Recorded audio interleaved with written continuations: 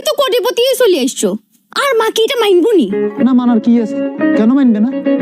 আমি একটার সাথে দুইটা কাজ করি, তো অসুবিধা কি? ও মামা, এক লোকে দুই কাম করলে কেমনে হয়? আর মা কি মানি লইব নি? আশ্চর্য বিষয় না। আমি একটা লোক, আমি যদি ব্যবসার সাথে সাথে আমি সার্ফি করি, নিজেকে উন্নয়ন করতে পারি, নিজেকে ডেভেলপমেন্ট করতে পারি, তাহলে তো কারো সমস্যা অনেক কথা না। এই শুনো, হেলিকপ্টার দিয়ে গ্রামে নামতাম, হেলিকপ্টারের কাছেও গেছিলাম, যাই শুনি বলে হেলিকপ্টার দিকে চালাইবো, হিগের মা বলে অজ্ঞান হইতে মরে গেছে। হাতে হেলিকপ্টার স্টার্ট দেওয়ার আগে এত দূর দিয়ে চলে গেছে, নাহলে তো গ্রামে তো তাক লাগিয়ে দিতাম, হেলিকপ্টার দিয়ে আসি। আর মা এগুন মানতো না। আর মা কিয়া বলছে? আর মা বলছে তোমারে লাখপতি হইতে, তুমি তো কোটিপতি হয়ে চলে এসছো। আর আমার শর্ত ভাঙার অপরাধে তোমার লগে আর ব্রেকআপ। তোমার মা না মানি যাইবো কোনায়? আমি কি সেই আগেরটা আছি নাকি?